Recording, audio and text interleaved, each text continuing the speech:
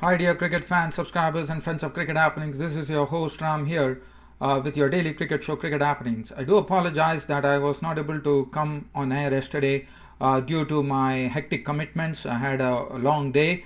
Well, that's apart. Today I'm back with your Cricket Happenings show, and what we are going to look at today is we are going to see what's going on in the first test match between Pakistan and New Zealand, and also tomorrow Moses Mabhida Stadium would be bidding farewell to Makhaya Ntini, one of the great South African bowlers, who just finished behind Sean Pollock as the second highest wicket taker for South Africa.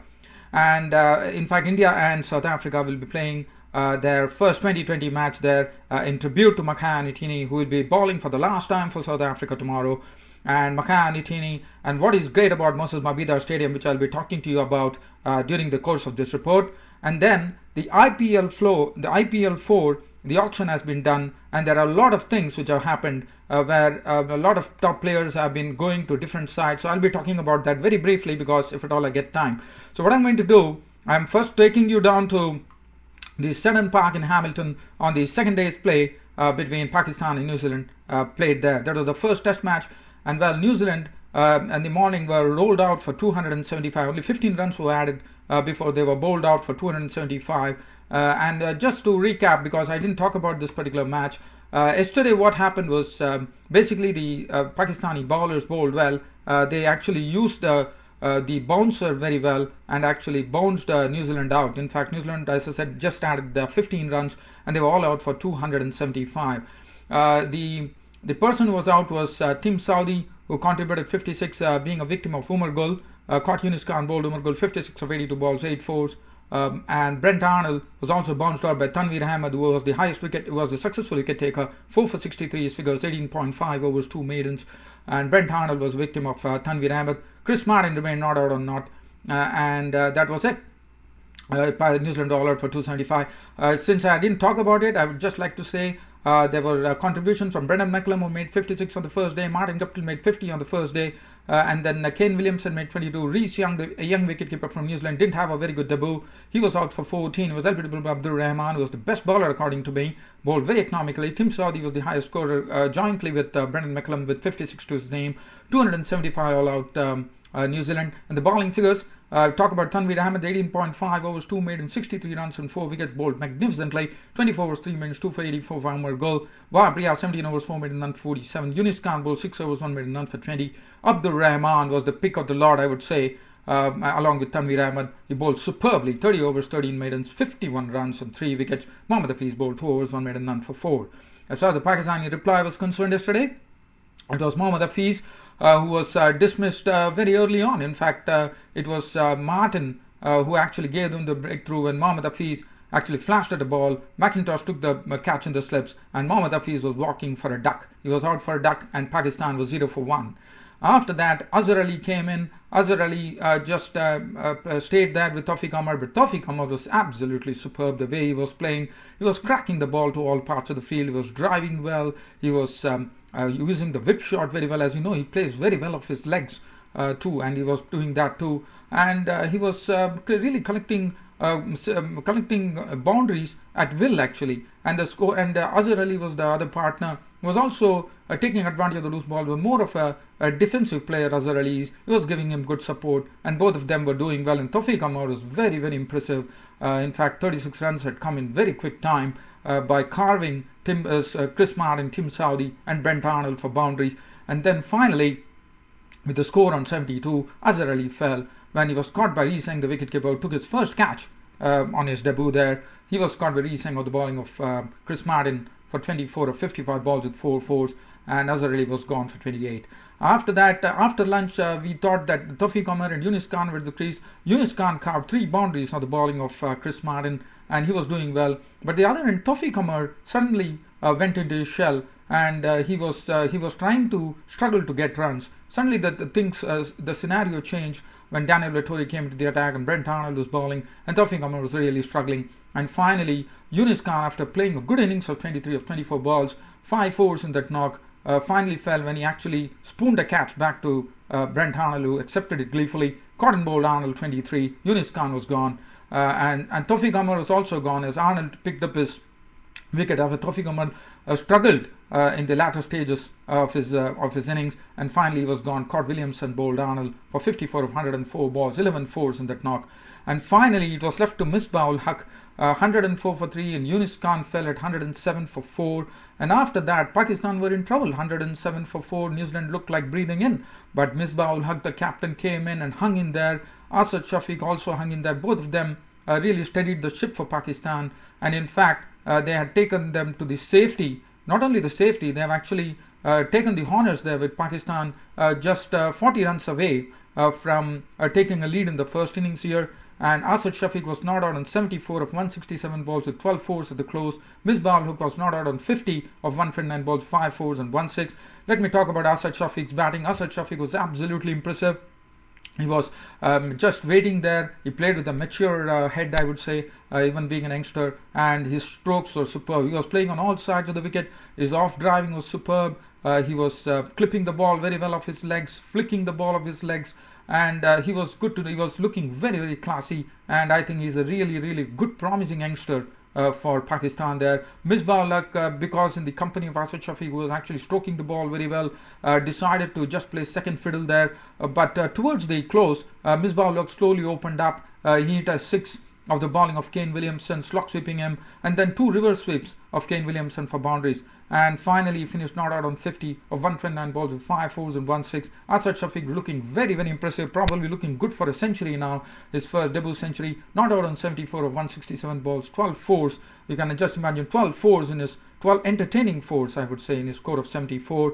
235 for 4 Pakistan, just requiring another 40 runs on the third day to actually take the lead over New Zealand in the first innings, with some good batting like Adnan Akmal. Not a lot of batting to come, but this pair is very important, that Misbah-ul Haq and Asad Shafiq goes the distance. And there is one good thing which is happening for New Zealand there. The second new ball is due.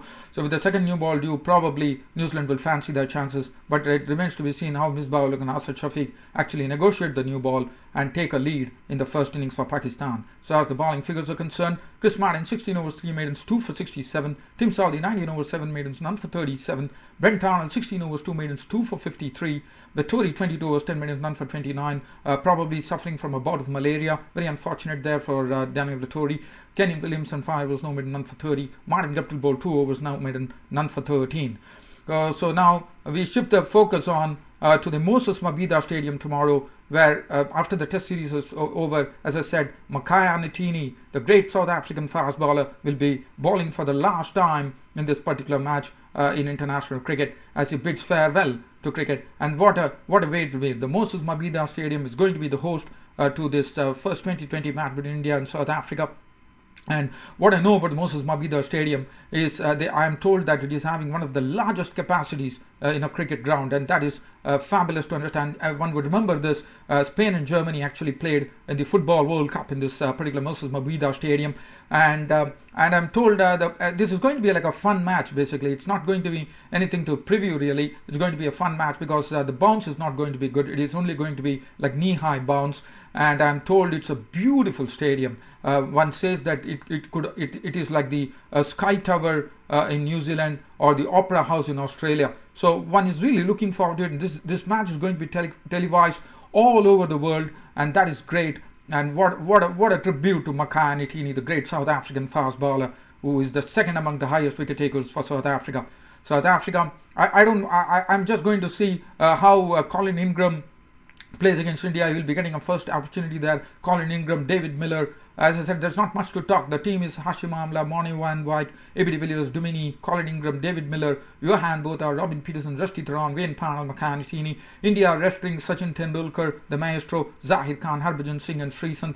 And then we have the youngsters coming in: Rohit Sharma, Murli Vijay, Virat Kohli, Yuvraj Singh, Yusuf Pathan, Shreyas Raina, MS Dhoni, Ashwin, Praveen Kumar, Ashish Nehra, Pragyan Oja, Manaf Patel. So we are going to, as I said, this is one of the beautiful grounds in South Africa, and one is looking forward to it. The Moses Mabhida Stadium, giving a tribute to Makhaya Ntini, the greatest South African fast bowler, will be there bowling for the last time, and that will be the time Makhaya Ntini will be bidding adieu to international cricket. Well, now let's look at the IPL 4. The IPL 4 players list has been announced, and there are a lot of surprises. I'm only going to talk about the big names there. Let's talk about Adam Gilchrist. Adam Gilchrist has been taken over by Kings 11 Punjab for 90,000 US dollars. Then let's talk about Andrew Simons. Andrew Simons comes to the Mumbai Indians for 85,000. And then we have Brad Haddon has come to Kolkata Knight Riders for $325,000. Brendan McCullum of New Zealand has gone to the Kochi for $475,000. Brett Lee from Australia is going to play for Kolkata Knight Riders for 4 lakhs. So there's a lot of changes there. I mean, immense changes, I would say. Cameron White has gone to the Deccan Chargers. Then we have, let's see, we have Gautam Gambhir, who is going to be playing for Kolkata Knight Riders for $240,000. Harbhajan Singh has been retained by the Mumbai Indians. Then we have Kevin Peterson will be playing for Deccan Chargers for $65,000. Kieran Pollard has been retained by the Mumbai Indians. Kumar Sangakkara goes to the Deccan Chargers for $70,000. Lasith Malinga has been retained by the Mumbai Indians. Michael Hussey, the man in form, has gone to Chennai Super Kings. In fact, he stays with Chennai Super Kings for $25,000. Dhoni is the captain of the Chennai Super Kings. He stays there. Muttiah Muralidharan has been gone to Kochi for $110,000. And then we have Rahul Dravid for to Rajasthan Royals, and then we have Badrinath has been the top. He has gone to Chennai Super Kings for $85,000. Sachin Tendulkar of Mumbai Indians has been retained for $180,000, and then we have Shane Warne, who will play for Rajasthan Royals, and then we have Sreesanth has gone to Kochi. Basically, you'll be very happy about that. And Virendra Sehwag has been retained by Delhi Daredevils. W.S. Lakshman is going to play for Kochi.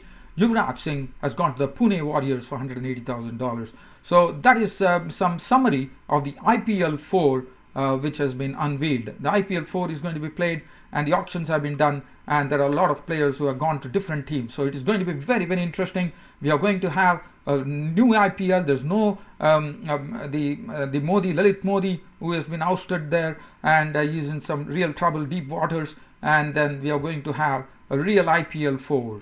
Well, dear cricket fans, that brings an end to my cricket report here of the cricket happenings on this particular day. Thanks for your company. This is Ram signing off. Thank you.